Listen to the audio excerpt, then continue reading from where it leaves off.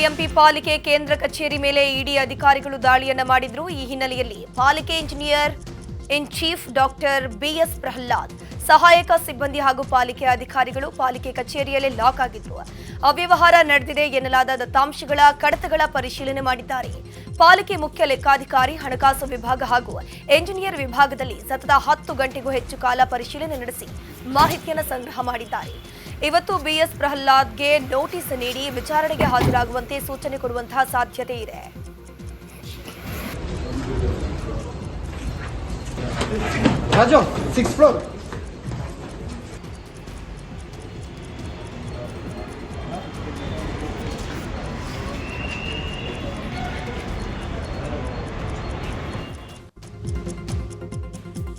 ಈ ಬಗ್ಗೆ ಮಾತನಾಡಿರೋ ಬೆಂಗಳೂರು ಅಭಿವೃದ್ಧಿ ಸಚಿವ ಡಿಕೆ ಶಿವಕುಮಾರ್, ಆರ್ಟಿಐ ಕಾರ್ಯಕರ್ತರು ಕೇಳಿದ್ದ ಮಾಹಿತಿಯನ್ನ ನೀಡಿರಲಿಲ್ಲ, ಅದಕ್ಕೆ ಅವರು ಇಡಿಗೆ ದೂರನ್ನ ಕೊಟ್ಟಿದ್ದಾರೆ. ಇಡಿ ಅವರು ಪರಿಶೀಲನೆ ಮಾಡಿದ್ದಾರೆ ಅಂತ ಹೇಳಿದ್ರು. ರಾಜ್ಯ ಕಾಂಗ್ರೆಸ್ನಲ್ಲಿ ಡಿನ್ನರ್ ಪಾಲಿಟಿಕ್ಸ್ಗೆ ಹೈಕಮಾಂಡ್ ತಾತ್ಕಾಲಿಕ ಬ್ರೇಕ್ ಹಾಕಿದೆ. ರಾಜ್ಯ ರಾಜಕೀಯ ವಲಯದಲ್ಲಿ ಡಿನ್ನರ್ ಮೀಟಿಂಗ್ ತೀವ್ರ ಚರ್ಚೆಗೆ ಈಡಾಗ್ತಿದ್ದಂತೆ ಅಲರ್ಟ್ ಆಗಿರುವಂತಹ ರಾಜ್ಯ ಉಸ್ತುವಾರಿ ಸಚಿವ ಸುರ್ಜೇವಾಲಾ ಇವತ್ತು ಗೃಹ ಸಚಿವ ಪರಮೇಶ್ವರ್ ಕರೆದಿದ್ದ ದಲಿತ ಸಚಿವರು ಹಾಗೂ ಶಾಸಕರ ಡಿನ್ನರ್ ಪಾರ್ಟಿಗೆ ಬ್ರೇಕ್ ಹಾಕಿದ್ದಾರೆ. ಡಿನ್ನರ್ ಕರೆದಿರೋದು ಒಳ್ಳೆಯದೇ, ಆದರೂ ಈ ಸಂದರ್ಭದಲ್ಲಿ ಬೇಡ ಅಂತಹ ಹೇಳಿದ್ದಕ್ಕೆ ಪರಮೇಶ್ವರ್ ಓಕೆ ಅಂದಿದ್ದಾರೆ ಎನ್ನಲಾಗಿದೆ. ಹೈಕಮಾಂಡ್ಗೆ ಡಿಕೆಶಿ ದೂರಿನ ಬೆನ್ನಲ್ಲೇ ಡಿನ್ನರ್ ಪಾಲಿಟಿಕ್ಸ್ಗೆ ಬ್ರೇಕ್ ಹಾಕಲಾಗಿದೆ. ಡಿನ್ನರ್ ಪಾಲಿಟಿಕ್ಸ್ ಬಗ್ಗೆ ಬೀದರ್ನಲ್ಲಿ ಸಚಿವ ಸತೀಶ್ ಜಾರಕಿಹೊಳಿ ರಿಯಾಕ್ಷನ್ ಅನ್ನು ಕೊಟ್ಟಿದ್ದು, ನಾವು ಯಾರು ಊಟಕ್ಕೆ ಹೋಗಬಾರ್ದಾ, ಡಿನ್ನರ್ಗೆ ಕರೀತಾರೆ ಹೋಗ್ತೀವಿ, ಸಿಎಂ ಅಧ್ಯಕ್ಷರು ಜಿ ಪರಮೇಶ್ವರ್ ಎಲ್ಲರೂ ಕರೀತಾರೆ, ಈಗ ಅವಕಾಶ ಇದೆ ಹೋಗ್ತೀವಿ ಅಂತ ಹೇಳಿದ್ದಾರೆ. ಊಟ ಮಾಡ್ಬೋದು, ನಮ್ದೇನು ಊಟಕ್ಕೆ ಕರೆದಿದ್ದಾರೆ, ಪರಮೇಶ್ವರ್ ಕರೆದಿದ್ದಾರೆ, ನಾವು ಕರೆದಿದ್ದೀವಿ, ಸಿಎಂ ಕರೀತಾರೆ, ಇನ್ನು ಅಧ್ಯಕ್ಷ ಕರೀತಾರೆ, ಇದೊಂದು ಅವಕಾಶ ಇದೆ ಹೋಗ್ಲಿಕ್ಕೆ. ಅದು SC/ST ಇದೆ, ನಾವು ಹೋಗ್ತಾ ಇದಕ್ಕೆ ನಾಳೆ ಸಾಯಂಕಾಲ ಇದೆ, ನಮ್ಮನ್ನು ಊಟಕ್ಕೆ ಕರೀತಾರೆ, ನೋಡೋಣ ಏನು ಚರ್ಚೆ ಆಗ್ತಿದೆ ಇನ್ನು. ಗ್ಯಾರಂಟಿ ಯೋಜನೆಗಳ ಬಗ್ಗೆ ವಿಪಕ್ಷಗಳ ಟೀಕೆಗೆ ಸಾಮಾಜಿಕ ಮಾಧ್ಯಮದ ಮೂಲಕ ಸಿಎಂ ಸಿದ್ದರಾಮಯ್ಯ ತಿರುಗೇಟು ಕೊಟ್ಟಿದ್ದಾರೆ. ಗ್ಯಾರಂಟಿ ಯೋಜನೆಗಳು ಜನರನ್ನ ಸೋಮಾರಿಗಳನ್ನಾಗಿಸ್ತಾ ಇಲ್ಲ, ವಾಸ್ತವಾಂಶವನ್ನ ಹೆಚ್ಚು ಕಾಲ ಮುಚ್ಚಿಟ್ಟು ಅಪಪ್ರಚಾರ ಮಾಡಲು ಸಾಧ್ಯವಿಲ್ಲ. ಕರ್ನಾಟಕದ ಗ್ಯಾರಂಟಿ ಯೋಜನೆಗಳು ಜನರ ಬದುಕಿಗೆ ಬಲ ತುಂಬಿವೆ, ಆರ್ಥಿಕತೆಯನ್ನ ಮುನ್ನಡೆಸುತ್ತವೆ, ಕಟ್ಟುಕತೆಗಳನ್ನ ಧ್ವಂಸಗೈದಿವೆ, ಸುಳ್ಳುಗಳು ಸಾಯುತ್ತವೆ, ಕೆಲಸಗಳು ಉಳಿಯುತ್ತವೆ ಅಂತ ಹೇಳಿದ್ದಾರೆ.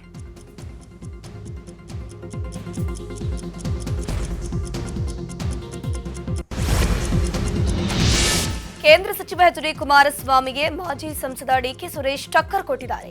ಎಚ್ಡಿಕೆ ಅವರಿಗೆ ದೇಶದ ಜನರ ಸೇವೆ ಮಾಡೋಕೆ ಒಳ್ಳೆ ಅವಕಾಶ ಸಿಕ್ಕಿದೆ. 60%, 40% ಕಮಿಷನ್ ಆರೋಪವನ್ನು ಬಿಟ್ಟು ರಾಜ್ಯಕ್ಕೆ ಏನು ಕೊಡುಗೆ ಕೊಡಬೇಕು ಕೊಡ್ಲಿ, ಶನಿವಾರ ಭಾನುವಾರ ಬರೋದು ಆರೋಪ ಮಾಡೋದು, ಇದೆಲ್ಲವನ್ನ ಬಿಟ್ಟು ಅಭಿವೃದ್ಧಿಯ ಚಿಂತನೆಯನ್ನ ಮಾಡ್ಲಿ ಅಂತ ಟಾಂಗ್ ಕೊಟ್ರು. ಕುಮಾರಸ್ವಾಮಿ ಅವರಿಗೆ ಬಹುಶಃ ಕರ್ನಾಟಕದಲ್ಲಿ ಒಳ್ಳೆ ಅವಕಾಶ ಸಿಕ್ಕಿದೆ. ಈ ದೇಶದಲ್ಲಿ ಸೇವೆ ಮಾಡಲಿಕ್ಕೆ 60%, 40% ಎಲ್ಲ ಬಿಟ್ಟು ಜನ ನಿರೀಕ್ಷೆ ಮಾಡ್ತಾ ಇರೋದೇನನ್ನ, ಕುಮಾರಸ್ವಾಮಿ ಅವ್ರಿಗೇನು ಅಧಿಕಾರ ಇಲ್ಲ ಅಂತಲ್ಲ, ಕುಮಾರಸ್ವಾಮಿ ಅವ್ರಿಗೂ ಅಧಿಕಾರ ಇದೆ. ಕೇಂದ್ರದಲ್ಲಿ ಬಹಳ ಉನ್ನತವಾದಂಥ ಸ್ಥಾನವನ್ನ ಅವರು ಗಳಿಸಿದ್ದಾರೆ ಈ ದೇಶಕ್ಕೆ ಸೇವೆ ಮಾಡ್ತಕ್ಕಂಥದ್ದು. ಅದರಲ್ಲಿ ಅವರು ರಾಜ್ಯಕ್ಕೆ ಕೊಡುಗೆಗಳ ಏನನ್ನ ಕೊಡಬೇಕು ಅನ್ನೋದ್ರ ಬಗ್ಗೆ ಚಿಂತನೆಯನ್ನ ಮಾಡಿ ರಾಜ್ಯಕ್ಕೆ ಒಳಿತನ್ನ ಬಯಸಲಿ, ಒಳಿತನ್ನ ಮಾಡಲಿ. ಬಂದೋದು ಆರೋಪ ಮಾಡೋದು, ಬರೋದು ಶನಿವಾರ ಭಾನುವಾರ ಬರೋದು ಆರೋಪ ಮಾಡೋದು ಅಷ್ಟು ಒಳ್ಳೆಯ ಬೆಳವಣಿಗೆ ಅಲ್ಲ. ಚುನಾವಣೆಗಳು ಇನ್ನ ಬಹಳ ದೂರ ಇದೆ. ಸೊ ಆ ಸಂದರ್ಭದಲ್ಲಿ ಆರೋಪಗಳು ಪ್ರತ್ಯಾರೋಪಗಳು ನಡೀಲಿ. ನೋಡಿ, ಕುಮಾರಸ್ವಾಮಿ 2028ಕ್ಕೆ ನಾನೇ ಸಿಎಂ ಅಂತ ಸತೀಶ್ ಜಾರಕಿಹೊಳಿ ಹೇಳಿಕೆ ವಿಚಾರವಾಗಿ ಮಾತನಾಡಿರುವಂತಹ ಡಿಕೆ ಸುರೇಶ್ ಅವರು ಒಬ್ಬರೇ ಅಂತ ಹೇಳಿಲ್ಲ, ನಾನು ಕೂಡ ಆಕಾಂಕ್ಷಿ ಅಂತ ಹೇಳಿದ್ದಾರೆ. ಅದರಲ್ಲಿ ಯಾವುದೇ ತಪ್ಪಿಲ್ಲ. ಮೊದಲು ಪಕ್ಷ ಅಧಿಕಾರಕ್ಕೆ ಬರಲಿ, ಆಮೇಲೆ ಸಿಎಂ ಹುದ್ದೆ ಬಗ್ಗೆ ಮಾತನಾಡಬೇಕು ಅಂತ ಹೇಳಿದ್ದಾರೆ. ಅವರು ನಾಯಕರಿದ್ದಾರೆ, ಒಂದು ಸಮುದಾಯದ ಮುಖಂಡರು. ಸೊ ಅವರು ಕೂಡ ಒಂದಷ್ಟು ಆಸೆ ಆಕಾಂಕ್ಷೆಗಳನ್ನ, ರಾಜಕಾರಣದಲ್ಲಿರ್ತಕ್ಕಂಥವರೆಲ್ಲರೂ ಕೂಡ ಒಂದಷ್ಟು ಆಸೆ ಆಕಾಂಕ್ಷೆಗಳನ್ನ ಇಟ್ಕೊಂಡಿರ್ತಾರೆ. ಅವರೊಬ್ಬರೇ ಮುಖ್ಯಮಂತ್ರಿ ಆಗಬೇಕು ಅನ್ನೋ ಆಸೆ ಇರ್ತಕ್ಕಂಥವರೆಲ್ಲ ಸಾಕಷ್ಟು ಜನ ಇದ್ದಾರೆ. ಸೊ ಹಾಗಾಗಿ ತಪ್ಪಿಲ್ಲ, ತಪ್ಪು ಅಂತ ಹೇಳಲಿಕ್ಕೆ ಆಗುದಿಲ್ಲ. ಈ ಕಾಂಗ್ರೆಸ್ ಪಕ್ಷ ತೀರ್ಮಾನ ಮಾಡೋದು ಕಾಂಗ್ರೆಸ್ನ ಅಧಿಕಾರಕ್ಕೆ ತಂದ ಮೇಲೆ. ಅಧಿಕಾರಕ್ಕೆ ತರಬೇಕಾದಂತ ಜವಾಬ್ದಾರಿ 140 ಜನ ಶಾಸಕರ ಮೇಲಿದೆ. 140 ಜನ ಶಾಸಕರು ಅಧಿಕಾರಕ್ಕೆ ಏನು ತಂದಿದ್ದಾರೆ ಜನ, ರಾಜ್ಯದಲ್ಲಿ ಕಾಂಗ್ರೆಸ್ ಪಕ್ಷ ಅಧಿಕಾರದಲ್ಲಿ ಇವತ್ತು ಬಂದಿದೆ, ಅದು ಎಷ್ಟು ಕಷ್ಟಪಟ್ಟು ಅಧಿಕಾರಕ್ಕೆ ಬಂದಿದೆ ಅನ್ನೋದನ್ನ ಅರ್ಥ ಮಾಡಿಕೊಂಡು ಪ್ರತಿಯೊಬ್ಬರು ಕೂಡ ಎಚ್ಚರಿಕೆಯ ನಡೆಯನ್ನ ಇಡಬೇಕಾಗ್ತದೆ. ರಾಜ್ಯದಲ್ಲಿ ಅಭಿವೃದ್ಧಿ ಕುಂಠಿತವಾಗಿದೆ ಅಂತ ವಿಪಕ್ಷ ನಾಯಕ ಆರ್ ಅಶೋಕ್ ಆರೋಪಿಸಿದ್ದಾರೆ. ಬೆಂಗಳೂರಿನಲ್ಲಿ ಮಾತನಾಡಿದ ಅಶೋಕ್, ಅಭಿವೃದ್ಧಿಗೆ ಹಣ ಇಲ್ಲ ಅಂತ ಕಾಂಗ್ರೆಸ್ ನಾಯಕರೇ ಹೇಳ್ತಿದ್ದಾರೆ. ರಾಜ್ಯದಲ್ಲಿ ಅಭಿವೃದ್ಧಿ ಸಮಸ್ಯೆಯಾದರೂ ಕಾಂಗ್ರೆಸ್ ಪಕ್ಷದ ಅಭಿವೃದ್ಧಿ ಮಾತ್ರ ನಿಂತಿಲ್ಲ. 40%ನಿಂದ 60%ಗೆ ಕಮಿಷನ್ ಏರಿಕೆ ಮಾಡಿಕೊಂಡಿದ್ದಾರೆ. ರಾಜ್ಯದಲ್ಲಿ ಸರಣಿ ಆತ್ಮಹತ್ಯೆ ಆಗ್ತಾ ಇದೆ. ಸರ್ಕಾರಕ್ಕೆ ದಲಿತರ ಬಗ್ಗೆ ಕಾಳಜಿಯೂ ಇಲ್ಲ. ಕಾಳಜಿ ಇದ್ರೆ ಹೆಚ್ಚು ಹಣ ಕೊಡಬೇಕಿತ್ತು. ಎಲ್ಲಾ ನಿಗಮಗಳಿಗೂ ಹಣ ಕಡಿಮೆ ಕೊಟ್ಟಿದ್ದಾರೆ ಅಂತ ಕಿಡಿಕಾರಿದ್ರು. ಈ ಸರ್ಕಾರ ಮೊನ್ನೆ ಕುಮಾರಸ್ವಾಮಿ ಅವರು ಇದೊಂದು 60% ಸರ್ಕಾರ ಅಂತ ಹೇಳಿದ್ದಾರೆ. ಪಕ್ಕಾ 60% ವಸೂಲಿ ಮಾಡ್ತಾ ಇದೆ. ಎಕ್ಸಾಂಪಲ್ ಒಂದು, ಬೆಂಗಳೂರಲ್ಲಿ ನೀವು ಯಾರನ್ನ ಕೇಳಿ ಮನೆ ಕಟ್ಟಬೇಕಾದ್ರೆ 30-40 ಸೈಟ್ಗೆ 10 ಲಕ್ಷ, 40-60ಗೆ 20 ಲಕ್ಷ ಕೊಡಬೇಕು. ಎಬೋ ದಟ್ 50-80 ಆ ಥರ ಇದ್ದರೆ ನೀವು 40 ಲಕ್ಷ ಕೊಡಬೇಕು. ಅಂದರೆ ಇದೆಲ್ಲ ಪರ್ಸೆಂಟೇಜು, ಸಾಕ್ಷಿಗಳು ಇದಕ್ಕೆಲ್ಲ. ಈ ಸರ್ಕಾರ ಪಕ್ಕ 6 ತಿಂಗಳ ಹಿಂದೆನೇ, 6 ಮಂತ್ಸ್ ಬ್ಯಾಕೆ ಕುಮಾರಣ್ಣ ಅವರು ಲೇಟಾಗಿ ಹೇಳಿದ್ದಾರೆ, 6 ತಿಂಗಳ ಹಿಂದೆನೇ 60% ರೇಟನ್ನು ರೈಸ್ ಮಾಡ್ಕೊಂಬಿಟ್ಟಿದ್ದಾರೆ ಅವರು. ದೆಹಲಿಯಲ್ಲಿ ಬಿಜೆಪಿ ರೆಬಲ್ಸ್ ಟೀಮ್ ಕೇಂದ್ರ ಗೃಹ ಸಚಿವ ಅಮಿತ್ ಶಾ ಅವರನ್ನ ಭೇಟಿ ಮಾಡಿ ವಿಜೇಂದ್ರ ವಿರುದ್ಧ ದೂರನ್ನು ಕೊಟ್ಟಿದ್ದಾರೆ. ಇತ್ತೀಚೆಗಷ್ಟೇ ವಿಜೇಂದ್ರ ಅವರು ಅಮಿತ್ ಶಾ ಅವರನ್ನ ಭೇಟಿಯಾಗಿ ಯತ್ನಾಳ್ ಬಣದ ವಿರುದ್ಧ ದೂರನ್ನು ಕೊಟ್ಟಿದ್ರು. ಜೊತೆಗೆ ಇದರಿಂದ ಕಾಂಗ್ರೆಸ್ ವಿರುದ್ಧದ ಹೋರಾಟದಲ್ಲಿ ಪಕ್ಷಕ್ಕೆ ಹಿನ್ನಡೆಯಾಗ್ತಿದೆ ಅಂತ ಹೇಳಿಕೊಂಡಿದ್ರು. ಅದಕ್ಕೆ ಪ್ರತಿಯಾಗಿ ಇದೀಗ ಯತ್ನಾಳ್ ಬಣದವರು ಪಕ್ಷದ ವರಿಷ್ಠರಿಗೆ ದೂರನ್ನು ನೀಡಿರೋದು ಕುತೂಹಲವನ್ನು ಹುಟ್ಟಿಸಿದೆ. ನಿನ್ನೆಯ ಭೇಟಿಯಲ್ಲಿ ಯತ್ನಾಳ್ ಟೀಮ್ನಲ್ಲಿ ಯತ್ನಾಳ್ ಇರಲಿಲ್ಲ.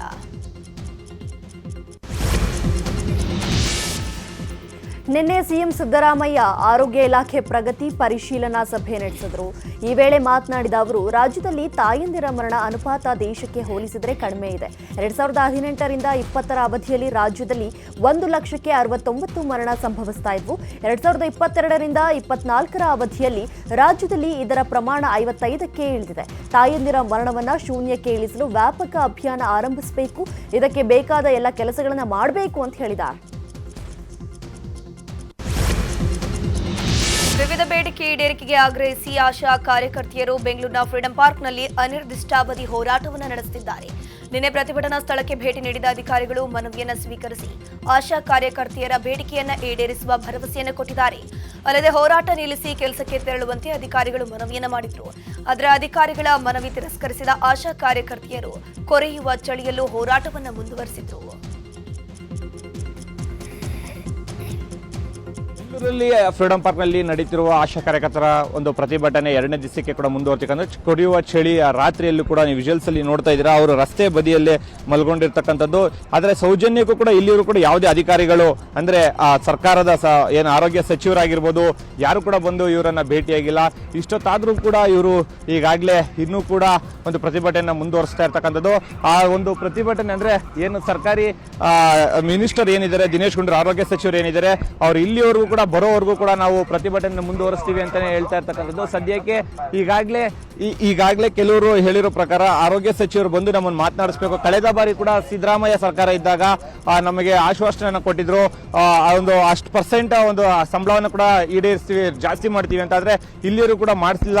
ಸದ್ಯಕ್ಕೆ ನಮ್ಮ ಜೊತೆಗೆ ಕೆಲವರು ಮಹಿಳೆಯರು ಕೂಡ ಇದ್ದಾರೆ, ಮಾತನಾಡ್ಸಕ್ಕೆ ಟ್ರೈ ಮಾಡ್ತೀವಿ. ಮೇಡಮ್, ಯಾರಾದ್ರೂ ಬಂದು ಮಾತನಾಡಿದ್ರ ಆರೋಗ್ಯ ಇಲಾಖೆಯಿಂದ? ಇಲ್ಲ ಸರ್, ಇನ್ನು ಬರ್ತೀವಿ ಅಂತ ಹೇಳ್ತಿದ್ದಾರೆ, ಯಾರು ಬಂದು ಮಾತಾಡಿಲ್ಲ ಇಲ್ಲಿ ತನಕ. ಇನ್ನು ನೋಡಿ ಸರ್, ಇನ್ನು ಏನು ಮಾಡಬೇಕು ಅಂತ ಗೊತ್ತಾಗಲ್ಲ. ನಮ್ಮನ್ನು ಇಷ್ಟು ರೋಡಿಗೆ ಇಳಿಸಿದ್ರೆ ಆದ್ರೂ ಇನ್ನು ಏನು ಬಂದು ಮಾತಾಡ್ತಿಲ್ಲ. ಚಳಿ ಅನ್ನಂಗಿಲ್ಲ, ಬಿಸಿಲು ಅನ್ನಂಗಿಲ್ಲ, ಇಷ್ಟೆಲ್ಲ ಮಾಡ್ತಿದ್ದೀವಿ, ಆದ್ರೂ ಯಾರು ಬಂದು ಮಾತಾಡ್ತಾ ಇಲ್ಲ ಸರ್. ಇನ್ನು ಸರ್ ಅವ್ರಿಗೆ ಕರುಣೆ ಅನ್ನೋದೇ ಇಲ್ಲ ಸರ್. ಮಕ್ಕಳು ಮರಿ ಮನೆ ಮಟ್ಟ ಎಲ್ಲ ಬಿಟ್ಟು ರೋಡಿಗೆ ಇಳಿದೀವಿ, ಆದ್ರೂ ನಮಗೇನು ಇದು ಮಾಡ್ತಾ ಇಲ್ಲ ಸರ್. ಅವರು ಸಿದ್ದರಾಮಯ್ಯ ಅವ್ರು ಬಂದು ಸರ್ ನಮಗೆ ಆಶ್ವಾಸನೆ ಕೊಡಬೇಕು. ಇದೇ ಥರನೇ ಹೋದ ಸರಿನೂ ಮಾಡಿದ್ರು, ಮತ್ತೆ ಈ ಸರಿನೇ ಅದೇ ಥರ ಮಾಡೋಕ್ಕೆ ಇಷ್ಟಪಡ್ತಾ ಇಲ್ಲ ಸರ್. ಅದಕ್ಕೆ ಆಲ್ರೆಡಿ ನಾವೆಲ್ಲ ಸ್ಟ್ರೈಕ್ ಮಾಡ್ತಿದ್ವಿ, ಎಲ್ಲ ನಮ್ಮ ಬೇಡಿಕೆಗಳನ್ನ ಇಟ್ಟರು, ಅವ್ರು ಏನೂ ಈಡೇರಿಸ್ತಿಲ್ಲ ಸರ್. ಯಾಕೆ ಕೆಲಸ ತಗೋತಾರೆ, ಕೆಲ್ಸಕ್ಕೆ ತಕ್ಕಂತೆ ನಮಗೆ ಸಂಬಳ ಬೇಕು, ವೇತನ ಬೇಕು ಸರ್. ನಮಗೆ ನಾವೇನು ಇಷ್ಟು ಪರ್ಮೆಂಟ್ ಮಾಡಿ ಅಂತ ನಮ್ಮನ್ನ ಪರ್ಮೆಂಟ್ ಮಾಡ್ತಾ ಇಲ್ಲ. ಈ ಕಡೆ ನಮಗೆ ದಿನಗೂಲಿ 500 ರೂಪಾಯಿನಾದ್ರು ಕೊಟ್ಟರೆ ಆಗ್ತದೆ, ಲೆಕ್ಕ 500 ರೂಪಾಯಿ ಲೆಕ್ಕನೂ ಇಲ್ಲ ಸರ್. ಕನಿಷ್ಠ ಈಗ ದಿನಗೂಲಿ ಕೆಲ್ಸಕ್ಕೆ ಹೋಗೋರ್ಗು 700 ರೂಪಾಯಿ ಬರುತ್ತೆ. ನಾವಂತೂ ಮನೆಗಂತೂ ಈಗ ಹೋಗಲ್ಲ, ಸದ್ಯಕ್ಕೆ ನಾವು ಇಲ್ಲೇ ಇರ್ತೀವಿ. ಅವ್ರು ನಮ್ಗೆ ಬಂದು ನಿಮ್ಮ ಬೇಡಿಕೆನ ನಾವು ಈಡೇರಿಸ್ತೀವಿ ಅಂತ ನಮಗೆ ಮಾತು ಕೊಡಬೇಕು ಸರ್. ಅವರು ಕೊಡ್ತೀವಿ ಅಂತ ಲಾಸ್ಟ್ ಫೆಬ್ರವರಿಲಿ ಒಂದಾಗ್ಲೂ ಹೇಳಿದ್ರು, ಬಟ್ ಇದುವರೆಗೂ ಈಡೇರಿಸಿಲ್ಲ ಸರ್ ಅವರು. ಒಟ್ಟಾರೆಯಾಗಿ ಕುರಿಯುವ ಚಳಿಯಲ್ಲಿ ಮಕ್ಕಳು ಆ ಕಡೆ ಒಂದ್ ಕಡೆ ಗಂಡಂದಿರನ್ನ ಬಿಟ್ಟು ರಸ್ತೆಯಲ್ಲಿ ಮಲಗುವಂತ ಪರಿಸ್ಥಿತಿ ನಮ್ಮ ರಾಜ್ಯದ ಆಶಾ ಕಾರ್ಯಕರ್ತರಿಗೆ ಬಂದಿರತಕ್ಕ ನಿಜಕ್ಕೂ ಕೂಡ ವಿಪರ್ಯಾಸ ಅಂತಾನೆ ಹೇಳ್ಬೋದು. ಕ್ಯಾಮರಾ ಪರ್ಸನ್ ಶ್ರೀನಿವಾಸಲ್ ಜೊತೆಗೆ ಮಂಜುನಾಥ್ ಚಂದ್ರ, ನ್ಯೂಸ್ 18 ಬೆಂಗಳೂರು. ಅಭಿನಯ ಶಾರದೆ ಜಯಂತಿ ಹುಟ್ಟುಹಬ್ಬದ ಹಿನ್ನೆಲೆಯಲ್ಲಿ ಲವ್ಲಿ ಆ್ಯಂಡ್ ಲೋನ್ಲಿ ಪುಸ್ತಕವನ್ನ ಸಿಎಂ ಸಿದ್ದರಾಮಯ್ಯ ಬಿಡುಗಡೆ ಮಾಡಿದ್ದಾರೆ. ಹಿರಿಯ ಪತ್ರಕರ್ತ ಸದಾಶಿವ ಶೆಣೈ ಬರೆದಿರುವಂತಹ ಲವ್ಲಿ ಆ್ಯಂಡ್ ಲೋನ್ಲಿ ಪುಸ್ತಕವನ್ನ ಸಿಎಂ ಬಿಡುಗಡೆ ಮಾಡಿದ್ದಾರೆ. ಈ ವೇಳೆ ಮಾತನಾಡಿದ ಸಿಎಂ, ಜಯಂತಿ ನನಗೆ ಬಹಳ ಆತ್ಮೀಯರು. ವರ್ಷಗಳ ಕಾಲ ಒಡನಾಟ ಇತ್ತು. ನಾವು ಜನತಾದಳದಲ್ಲಿ ಇದ್ವಿ. ಚಿಕ್ಕಬಳ್ಳಾಪುರ ಲೋಕಸಭೆಗೆ ಸ್ಪರ್ಧೆ ಮಾಡಿಸಿದ್ವಿ. ನನ್ನನ್ನ ಯಾವಾಗ್ಲೂ ಹೀರೋ ಅಂತ ಕರೆಯೋರು ಅಂತ ಹೇಳಿ ಹಳೆ ನೆನಪು ಮೆಲುಕು ಹಾಕಿದ್ರು. ಸಮಾರಂಭದಲ್ಲಿ ಕಲಾವಿದ ಪ್ರೇಮ್, ರಮೇಶ್ ಅರವಿಂದ್, ರಾಕ್ಲೈನ್ ವೆಂಕಟೇಶ್, ಪೂಜಾ ಗಾಂಧಿ, ಹಿರಿಯ ನಟಿ ಭವ್ಯ ಮುಂತಾದವರು ಪಾಲ್ಗೊಂಡಿದ್ದರು. ನನಗೆ ಬಹಳ ಆತ್ಮೀಯರು, ಬಹಳ ವರ್ಷಗಳ ಕಾಲ ಒಡನಾಟ ಇದೆ. ಜೊತೆಗೆ ಒಂದೇ ಪಕ್ಷದಲ್ಲಿದ್ದೋ ನಾವು. ಜನತಾದಳ ಎಸ್ನಲ್ಲಿ ಅವರು ಇದ್ರು, ಜನತಾದಳದಲ್ಲಿ ಇದ್ರು. ಅವರನ್ನ ಒಂದ್ಸಾರಿ ಚಿಕ್ಕಬಳ್ಳಾಪುರದಿಂದ ಲೋಕಸಭೆಗೂ ಕೂಡ ಸ್ಪರ್ಧೆ ಮಾಡಿಸಿದ್ರು. ಸುಮಾರು ವೋಟ್ಗಳನ್ನ ತಗೊಂಡಿದ್ರು. ನನ್ನನ್ನು ಯಾವಾಗಲೂ ಕೂಡ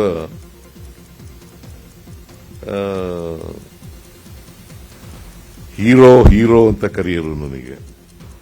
ಆತ್ಮಚರಿತ್ರೆ ಮಾಡಕ್ಕೆ ಏನೇನ್ ಬೇಕು ಅಂದ್ರೆ 3 ಮೇನ್ ಕ್ವಾಲಿಟೀಸ್ ಬೇಕಾಗುತ್ತೆ. ಒಂದು, ರಿಸರ್ಚ್ ಮಾಡುವಂತ ತಾಳ್ಮೆ ಇರಬೇಕು. ಎರಡನೇದು, ಸ್ಟೋರಿ ಟೆಲ್ಲಿಂಗ್ ಮೂಲಕ ಎಂಗೇಜಿಂಗ್ ಆಗಿ ಆ ಕಥೆಯನ್ನ ಹೇಳುವಂತ ಬರವಣಿಗೆಯ ಶಕ್ತಿ ಇರಬೇಕು. ಮೂರನೇದು, ಜೀವನದ ಬಗ್ಗೆನೇ ಒಂದು ಆಳವಾದ ನೋಟ ಇರುವಂತ ಪಕ್ವ ಇರಬೇಕು. ಅದೆಲ್ಲವೂ ಶೆಣೈಲಿದೆ. ಹಾಗಾಗಿ ಸದಾ ಒಳ್ಳೆ ಉದ್ದೇಶಗಳಿಂದ ಕೆಲಸ ಮಾಡುವಂತ ಸದಾಶನ ಶೆಣೈ ಅವರ ಈ ಪುಸ್ತಕಕ್ಕೆ ಶುಭವಾಗಲಿ. ಐಶ್ವರ್ಯ ಗೌಡ ವಂಚನೆ ಪ್ರಕರಣಗಳು ಬಗೆದಷ್ಟು ಬಯಲಾಗ್ತಾನೆ ಇದೆ. ಇದೀಗ ಡಿಕೆ ಸುರೇಶ್ ತಂಗಿ ಹೆಸರಲ್ಲಿ ಮತ್ತೊಬ್ಬರಿಗೆ ವಂಚನೆ ಮಾಡಿರೋದು ಬೆಳಕಿಗೆ ಬಂದಿದೆ. ಡಾಕ್ಟರ್ ಮಂಜುಳಾ ಪಾಟೀಲ್ ಅನ್ನೋ ವೈದ್ಯರೊಬ್ಬರಿಗೆ ಬರೋಬ್ಬರಿ 5 ಕೋಟಿ ರೂಪಾಯಿಗಳನ್ನ ಐಶ್ವರ್ಯ ಗೌಡ ವಂಚನೆ ಮಾಡಿದ್ದಾರಂತೆ. ಬಿಸಿನೆಸ್ ನೆಪದಲ್ಲಿ 2.50 ಕೋಟಿ ಹಣ ಹಾಗೂ 2 ಕೆಜಿ ಚಿನ್ನ ವಂಚನೆ ಮಾಡಿದ್ದಾರೆ ಅಂತ ಆರ್ಆರ್ ನಗರ ಠಾಣೆಯಲ್ಲಿ ಐಶ್ವರ್ಯ ಗೌಡ ವಿರುದ್ಧ ಎಫ್ಐಆರ್ ದಾಖಲಾಗಿದೆ. ಇನ್ನು ಜೈಲಿಗೆ ಹೋಗಿ ಬಂದ ಬಳಿಕವೂ ಐಶ್ವರ್ಯ ಹವಾ ಕಡಿಮೆಯಾಗಿಲ್ವಂತೆ. ಜೈಲಿಗೆ ಹೋಗಿ ಬಂದ ಮೇಲೂ ಡಾಕ್ಟರ್ ಮಂಜುಳಾ ಪಾಟೀಲ್ಗೆ ಕಿಲಾಡಿ ಐಶ್ವರ್ಯ ಆವಾಸ ಹಾಕಿದ್ದಾಳಂತೆ. ಡಾಕ್ಟರ್ ಮಂಜುಳಾ ನಿವಾಸಕ್ಕೆ ತೆರಳಿದ ಐಶ್ವರ್ಯ ಚಾಲಕ ಧನಂಜಯ್ ಐಶ್ವರ್ಯ ಜೊತೆ ಮಾತನಾಡುವಂತೆ ಡಾಕ್ಟರ್ ಮಂಜುಳಾಗೆ ಧಮಕಿ ಹಾಕಿದ್ದಾರಂತೆ. ಆ ಬಳಿಕ ನಾನು ಡಿಕೆ ಸುರೇಶ್ ತಂಗಿ ನಿನ್ನ ಹಣ ಕೊಡೋದಿಲ್ಲ, ಹಣದ ಬಗ್ಗೆ ದೂರು ಅಥವಾ ಸಾಕ್ಷ್ಯ ನೀಡದಂತೆ ಬೆದರಿಕೆ ಹಾಕಿದ್ದಾರೆ ಅಂತ ಡಾಕ್ಟರ್ ಮಂಜುಳಾ ದೂರಿನಲ್ಲಿ ಉಲ್ಲೇಖಿಸಿದ್ದಾರೆ. ಎಚ್ಎಂಪಿ ವೈರಸ್ ಭಾರತದಲ್ಲೂ ಕಾಣಿಸಿಕೊಂಡಿದೆ. ದೇಶದಲ್ಲಿ ಒಟ್ಟು 6 ಎಚ್ಎಂಪಿ ವೈರಸ್ ಕೇಸ್ಗಳು ದೃಢವಾಗಿವೆ. ಬೆಂಗಳೂರು, ತಮಿಳುನಾಡಿನಲ್ಲಿ ತಲಾ 2 ಪ್ರಕರಣ, ಗುಜರಾತ್ ಹಾಗೂ ಪಶ್ಚಿಮ ಬಂಗಾಳದಲ್ಲಿ ತಲಾ 1 ಪ್ರಕರಣ ಪತ್ತೆಯಾಗಿದೆ. ಬೆಂಗಳೂರಿನಲ್ಲಿ 2 ಮಕ್ಕಳಿಗೆ ಎಚ್ಎಂಪಿ ವೈರಸ್ ಸೋಂಕು ಕಾಣಿಸಿಕೊಂಡಿರುವಂತಹ ಹಿನ್ನೆಲೆ ಆರೋಗ್ಯ ಇಲಾಖೆ ಹೈ ಅಲರ್ಟ್ ಆಗಿದೆ. ಗುತ್ತಿಗೆದಾರ ಸಚಿನ್ ಪಾಂಚಾಳ ಆತ್ಮಹತ್ಯೆ ಪ್ರಕರಣ ಸಂಬಂಧ ಸಿಐಡಿ ಡಿಐಜಿಪಿ ಶಾಂತನು ಸಿನ್ಹಾ ವಿಚಾರಣೆಗೆ ಇಳಿದಿದ್ದಾರೆ. ಮೃತ ಸಚಿನ್ ಮನೆಗೆ ಭೇಟಿ ನೀಡಿದ ಸಿನ್ಹಾ ಕುಟುಂಬಸ್ಥರೊಂದಿಗೆ ಸಮಾಲೋಚನೆ ನಡೆಸಿ ಸಚಿನ್ ಕುರಿತು ಸಮಗ್ರ ಮಾಹಿತಿ ಪಡೆದರು.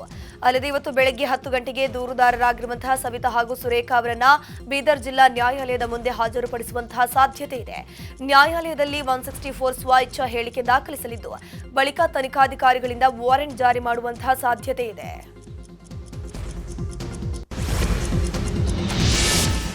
ಸಾಲದಿಂದ ಬೇಸತ್ತು ಉದ್ಯಮಿಯೊಬ್ಬರು ಆತ್ಮಹತ್ಯೆ ಮಾಡಿಕೊಂಡಿರುವ ಘಟನೆ ಬೆಂಗಳೂರಿನ ಅಕ್ಷಯ ನಗರದಲ್ಲಿ ನಡೆದಿದೆ. ಮೃತನನ್ನ ಕಲಾಲ್ ದತ್ತ ಅಂತ ಗುರುತಿಸಲಾಗಿದೆ. ಬಡ್ಡಿ ಟಾರ್ಚರ್ಗೆ ಆತ್ಮಹತ್ಯೆ ಮಾಡಿಕೊಂಡಿದ್ದಾರೆ ಎನ್ನಲಾಗಿದೆ. ಘಟನಾ ಸ್ಥಳಕ್ಕೆ ಹುಳಿಮಾವು ಪೊಲೀಸರು ಭೇಟಿ ಕೊಟ್ಟು ಪರಿಶೀಲಿಸಿದ್ದಾರೆ. ಪ್ರಕರಣವನ್ನ ದಾಖಲಿಸಿಕೊಂಡು ತನಿಖೆಯನ್ನು ನಡೆಸ್ತಾ ಇದ್ದಾರೆ.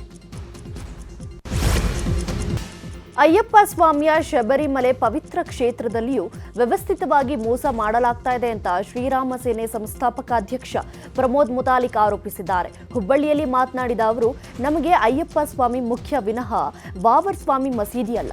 ಅಯ್ಯಪ್ಪ ಸ್ವಾಮಿ ಮಾಲಧಾರಿಗಳು ನೇರವಾಗಿ ಶಬರಿಮಲೆ ಪೀಠಕ್ಕೆ ಹೋಗಿ ದರ್ಶನ ಮಾಡಬೇಕು.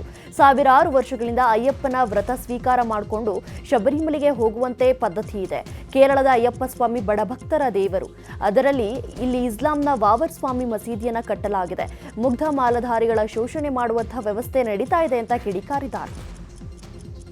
ಬಹಳ ವರ್ಷದಿಂದ ವ್ಯವಸ್ಥಿತವಾಗಿ ಮೋಸ ಮಾಡಿ ಒಂದು ಇಸ್ಲಾಮಿನ ವಾವರ್ ಸ್ವಾಮಿ ಅನ್ನುವಂಥ ಒಂದು ಮಸೀದಿಯನ್ನ ಕಟ್ಟಿ ಅಲ್ಲಿ ಮುಗ್ಧ ಬಡ ಯಾರು ಅಯ್ಯಪ್ಪ ಸ್ವಾಮಿಯ ಭಕ್ತರು ಬರ್ತಾರೆ ಅವರ ಶೋಷಣೆ ಮಾಡುವಂಥ ವ್ಯವಸ್ಥಿತ ಷಡ್ಯಂತ್ರ ನಡೀತಾ ಇದೆ.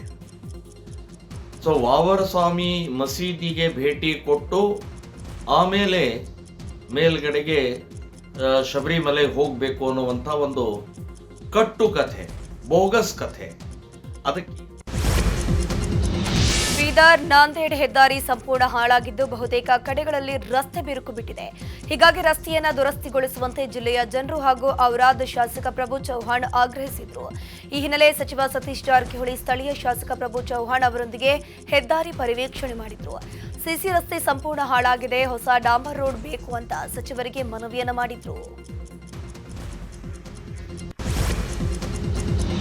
ಕಲಬುರಗಿ ನಗರದ ಭೂ ದಾಖಲೆಗಳ ಸಹಾಯಕ ನಿರ್ದೇಶಕರ ಕಚೇರಿಗೆ ಕಲಬುರಗಿ ಲೋಕಾಯುಕ್ತ ಎಸ್ಪಿ ಉಮೇಶ್ ಬಿಕೆ ದಿಢೀರ್ ಅಂತ ಭೇಟಿ ಕೊಟ್ಟಿದ್ದಾರೆ. ಈ ವೇಳೆ ಲೋಕಾಯುಕ್ತ ಎಸ್ಪಿಯನ್ನ ಕಂಡು ಅಧಿಕಾರಿಗಳು ಮತ್ತು ಸಿಬ್ಬಂದಿಗಳು ಕಕ್ಕಾಬಿಕ್ಕಿಯಾಗಿದ್ರು. ಈ ವೇಳೆ ಅಧಿಕಾರಿಗಳು ಮತ್ತು ಸಿಬ್ಬಂದಿಯ ಕಾರ್ಯವೈಖರಿಯನ್ನ ಎಸ್ಪಿ ಉಮೇಶ್ ಬಿಕೆ ಪರಿಶೀಲನೆ ಮಾಡಿದ್ರು. ಅಲ್ಲದೆ ಕಚೇರಿಗೆ ಸಾರ್ವಜನಿಕರು ಬಂದಾಗ ಅರ್ಜಿಗಳನ್ನ ವಿಳಂಬ ಮಾಡಬಾರದು ಅಂತ ಸೂಚನೆ ಕೊಟ್ಟರು. ಸಾರ್ವಜನಿಕರ ಕುಂದುಕೊರತೆಗಳನ್ನ ಲೋಕಾಯುಕ್ತ ಎಸ್ಪಿ ಆಲಿಸಿದ್ದಾರೆ. ಕೆಕೆಆರ್ಡಿಬಿ ಹಾಗೂ ಕೊಪ್ಪಳ ಶಾಸಕರ ಅನುದಾನದಲ್ಲಿ ಕೊಪ್ಪಳ ಜಿಲ್ಲಾ ಪೊಲೀಸ್ ಇಲಾಖೆಗೆ ನೀಡಲಾದ 21 ಹೊಸ ವಾಹನಗಳನ್ನು ಜಿಲ್ಲಾ ಉಸ್ತುವಾರಿ ಸಚಿವ ಶಿವರಾಜ್ ಎಸ್ ತಂಗಡಗಿ ಪೊಲೀಸ್ ಇಲಾಖೆಗೆ ಹಸ್ತಾಂತರಿಸಿದರು. ಕಲ್ಯಾಣ ಕರ್ನಾಟಕ ಪ್ರದೇಶ ಅಭಿವೃದ್ಧಿ ಮಂಡಳಿಯಿಂದ ಕೊಪ್ಪಳ ಜಿಲ್ಲಾ ಪೊಲೀಸ್ ಇಲಾಖೆಗೆ 16 ಬೊಲೆರೋ, 2 ಸ್ಕಾರ್ಪಿಯೋ ಮತ್ತು 1 ಇನೋವಾ ವಾಹನ ಮಂಜೂರಾಗಿದೆ. ಶ್ರೀ ಕ್ಷೇತ್ರ ಧರ್ಮಸ್ಥಳದಲ್ಲಿ ಶ್ರೀ ಸಾನ್ನಿಧ್ಯ ಕ್ಯೂ ಕಾಂಪ್ಲೆಕ್ಸ್ ಉದ್ಘಾಟನೆಯಾಗಿದೆ. ತಿರುಪತಿ ಮಾದರಿಯಲ್ಲಿರುವ ಕ್ಯೂ ಕಾಂಪ್ಲೆಕ್ಸ್ ಉದ್ಘಾಟಿಸಿ ಮಾತನಾಡಿದ ಉಪರಾಷ್ಟ್ರಪತಿ ಧನಕರ್, ಇದು ಕೇವಲ ಕಟ್ಟಡ ಮಾತ್ರವಲ್ಲ, ವೈದ್ಯಕೀಯ ಸೇರಿದಂತೆ ಎಲ್ಲ ಸೌಲಭ್ಯಗಳನ್ನು ಒಳಗೊಂಡ ಕೇಂದ್ರ. ಎಲ್ಲರಿಗೂ ಒಂದೇ ಕಡೆ ನಿಲ್ಲುವ ವ್ಯವಸ್ಥೆ ಮಾಡಿದ್ದು ಸಮಾನತೆಯನ್ನ ತೋರಿಸುತ್ತದೆ ಅಂತ ಹೇಳಿದ್ರು. ಕಾರ್ಯಕ್ರಮಕ್ಕೂ ಮುನ್ನ ಧನಕರ್ ದಂಪತಿ ಶ್ರೀ ಮಂಜುನಾಥ ಸ್ವಾಮಿಯ ದರ್ಶನವನ್ನ ಪಡೆದರು. ಆಧುನಿಕ ತಂತ್ರಜ್ಞಾನವನ್ನು ಒಳಗೊಂಡ ಪಾರಂಪರಿಕ ಶೈಲಿಯ ಕಟ್ಟಡ ಇದಾಗಿದೆ. 12,000 ಆಸನ ಸಾಮರ್ಥ್ಯ ಹೊಂದಿದೆ. 2 ಮಹಡಿ ಕಟ್ಟಡದಲ್ಲಿ 16 ವಿಶ್ರಾಂತಿ ಭವನಗಳಿವೆ. ಒಂದೊಂದರಲ್ಲಿ 600 ಆಸನದ ವ್ಯವಸ್ಥೆ ಇದೆ. ಕುಡಿಯುವ ನೀರು, ಶೌಚಾಲಯ, ಚಿಕ್ಕ ಮಕ್ಕಳ ಆರೈಕೆ ಕೇಂದ್ರ, ಉಪಹಾರದ ವ್ಯವಸ್ಥೆ ಇದೆ. ದೇಶದ ರಾಜಧಾನಿ ದೆಹಲಿಯಲ್ಲಿ ವಿಧಾನಸಭೆಗೆ ಫೆಬ್ರವರಿ 5ರಂದು ಚುನಾವಣೆ ನಡೆಯಲಿದೆ. ಫೆಬ್ರವರಿ 8ರಂದು ಫಲಿತಾಂಶ ಹೊರಬೀಳಲಿದೆ. 70 ಕ್ಷೇತ್ರಗಳ ದೆಹಲಿ ವಿಧಾನಸಭೆಗೆ ಒಂದೇ ಹಂತದಲ್ಲಿ ಮತದಾನ ನಡೆಯಲಿದೆ. ಈಗಾಗಲೇ 2 ಬಾರಿ ಗೆದ್ದಿರುವಂತಹ ಕೇಜ್ರಿವಾಲ್ ನೇತೃತ್ವದ ಆ ಪಕ್ಷ ಹ್ಯಾಟ್ರಿಕ್ ಕನಸನ್ನು ಕಾಣುತ್ತಿದೆ. ಆದರೆ ಕೇಜ್ರಿವಾಲ್ ಮತ್ತು ಸಂಪುಟ ಸಚಿವರ ವಿರುದ್ಧ ಕೇಳಿಬಂದ ಆರೋಪಗಳು, ಇಡಿ ದಾಳಿ, ಬಂಧನ ಆಪ್ಗೆ ಹಿನ್ನಡೆ ಆಗುವಂತೆ ಮಾಡುವಂತಹ ಸಾಧ್ಯತೆ ಇರುವಂತದ್ದು. ಇನ್ನು ಕಾಂಗ್ರೆಸ್ ಈಗಾಗಲೇ ಗ್ಯಾರಂಟಿಗಳನ್ನು ಘೋಷಿಸಿದರೆ ಕೇಂದ್ರ ಸರ್ಕಾರ ವಿಶೇಷ ಪ್ಯಾಕೇಜ್ ಅನ್ನು ಘೋಷಿಸಿದ್ದಾರೆ. ಒಟ್ಟಾರೆ ದೆಹಲಿಯಲ್ಲಿ ತ್ರಿಕೋನ ಸ್ಪರ್ಧೆ ಏರ್ಪಟ್ಟಿದೆ. ಕೇರಳದಲ್ಲಿ 19 ವರ್ಷಗಳ ಹಿಂದೆ ನಡೆದಿದ್ದ ಸಿಪಿಐಎಂ ಕಾರ್ಯಕರ್ತನ ಹತ್ಯೆ ಪ್ರಕರಣಕ್ಕೆ ಸಂಬಂಧಪಟ್ಟ ಹಾಗೆ 9 ಮಂದಿ ಆರ್ಎಸ್ಎಸ್ ಕಾರ್ಯಕರ್ತರಿಗೆ ಜೀವಾವಧಿ ಶಿಕ್ಷೆಯಾಗಿದೆ. ತಲಕ್ಕೇರಿ ಹೆಚ್ಚುವರಿ ಜಿಲ್ಲಾ ಸೆಷನ್ಸ್ ನ್ಯಾಯಾಲಯ ಜೀವಾವಧಿ ಶಿಕ್ಷೆಯನ್ನು ಪ್ರಕಟಿಸಿದೆ. 2005ರ ಅಕ್ಟೋಬರ್ 3ರಂದು ಕನ್ನಪುರಂ ಚುಂಡಾದ ಸಿಪಿಐಎಂ ಕಾರ್ಯಕರ್ತ ರಿಜಿತ್ ಶಂಕರನ್ ಮೇಲೆ ಆರ್ಎಸ್ಎಸ್ ಕಾರ್ಯಕರ್ತರು ದಾಳಿಯನ್ನು ನಡೆಸಿ ಹತ್ಯೆ ಮಾಡಿದರು. ಘಟನೆಯಲ್ಲಿ ರಿಜಿತ್ನ 3 ಸ್ನೇಹಿತರು ಗಾಯಗೊಂಡಿದ್ದರು.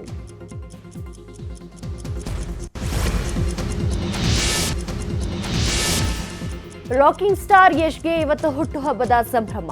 39ನೇ ಹುಟ್ಟುಹಬ್ಬವನ್ನ ಆಚರಿಸಿಕೊಳ್ತಾ ಇದ್ದಾರೆ. ಈ ವರ್ಷ ಕಾಲಿಡ್ತಿರುವಂತಹ ರಾಕಿ ಬಾಯ್ ಅಭಿಮಾನಿಗಳಿಗೆ ಸಿಗ್ತಾ ಇಲ್ಲ, ಯಾರು ಬರಬೇಡಿ ಅಂತ ಒಂದು ವಾರದ ಮುಂಚೆನೇ ಮನವಿ ಮಾಡಿಕೊಂಡಿದ್ರು. ಯಶ್ ತಮ್ಮ ಬರ್ತಡೇನ ಖಾಸಗಿಯಾಗಿ ಆಚರಿಸಿಕೊಳ್ಳಲಿದ್ದಾರೆ. ಇನ್ನು ಯಶ್ ಅಭಿನಯದಲ್ಲಿ ಟಾಕ್ಸಿಕ್ ಸಿನಿಮಾ ಬರ್ತಾ ಇದ್ದು, ಈ ಸಿನಿಮಾದ ಪೋಸ್ಟರ್ ಇವತ್ತು ಬೆಳಗ್ಗೆ 10 ಗಂಟೆ 25 ನಿಮಿಷಕ್ಕೆ ರಿಲೀಸ್ ಆಗಲಿದೆ.